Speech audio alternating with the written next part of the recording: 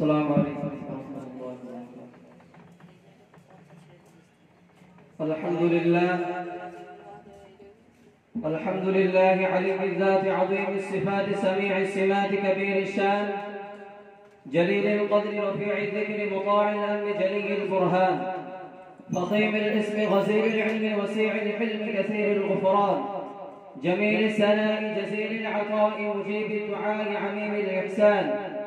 سريع الحساب شديد العقاب عليم العذاب عزيز السلطان ونشهد أن لا إله إلا الله وحده لا شريك له في الخلق والأمر ونشهد أن سيدنا ومولانا محمدا عبده ورسوله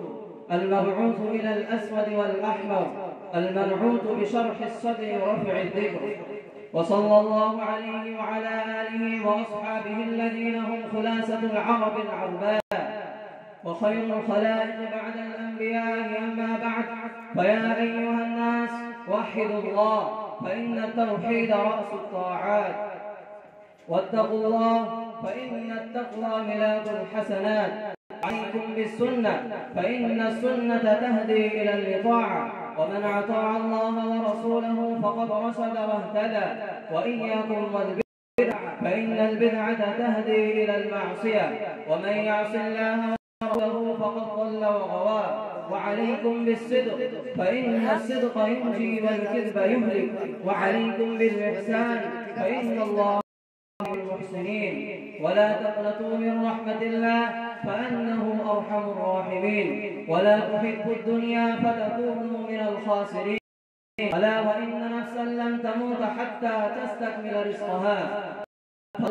فاتقوا الله وأجملوا في الطلب وتوكلوا عليه فإن الله يحب المتوكلين وادعوه فإن ربكم